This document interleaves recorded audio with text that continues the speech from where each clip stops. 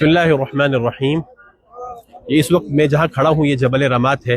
جبل رمات وہ پہاڑی ہے جہاں غزوہ احد کے دن نبی کریم صلی اللہ علیہ وسلم نے 50 صحابہ کی ایک جماعت جس کے ذمہ دار عبداللہ ابن جبیر رضی اللہ تعالیٰ عنہ کو بنایا تھا، تو کہ اللہ کے نبی علیہ السلام نے فرمایا تھا کہ جب تک میں تمہیں نہ کہوں یہاں سے ہٹنا مت، تو وہ جو صحابہ کرام کی جماعت جو ہے کھڑی کی گئی تھی، متعین کی گئی تھی، وہ اس پہاڑ پہ جس کو جبل رمات کہتے ہیں۔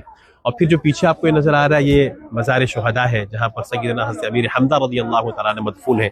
اور اس طرف جو پہاڑ آپ کو یہ سلسلہ پہاڑ کا ایک بہت نظر آ رہا ہے، یہ پہاڑ جبل احد کہلاتا ہے، جس کے بارے میں نبی علیہ السلام نے فرمایا ھذا جبل احد یحبنا ونحبہ، کہ یہ احد کا پہاڑ وہ پہاڑ ہے کہ جس سے ہم محبت کرتے ہیں اور وہ ہم سے محبت کرتا ہے۔ بعض روایات میں آتا ہے کہ یہ جنت کا پہاڑ ہے۔ اور غزوہ احد جو ہے یہ سن ہجری 3 میں شوال کے مہینے میں یہ غزوہ احد کا واقعہ پیش آیا تھا۔ تفصیل انشاءاللہ ہم اپنے لائیو میں کر چکے ہیں، تو مختصر طور پہ جبل رمات، مزار شہداء اور احد، تو یہ بہرحال یہ بڑی مقدس مقامات ہیں۔ ان تمام چیزوں کا تعلق عشق اور محبت کے ساتھ ہے۔ نبی علیہ الصلوۃ والسلام خود بذات خود جہاں تشریف لائے ہوں، صحابہ کرام کے قدم مبارک جہاں پڑے ہوں، یقیناً ہر ایک ایمان والے کے دل میں ان کی محبت ہوتی ہے اور ہونی بھی چاہیے۔ اللہ تعالی ہم تمام کو بار بار ان جگہوں کی زیارت کرنے کی اور حرمین کی مقبول حاضری کی توفیق بھی عطا فرمائے، اسباب بھی عطا فرمائے۔ اپنی دعاؤں میں یاد رکھیں۔ جزاکم اللہ خیرہ۔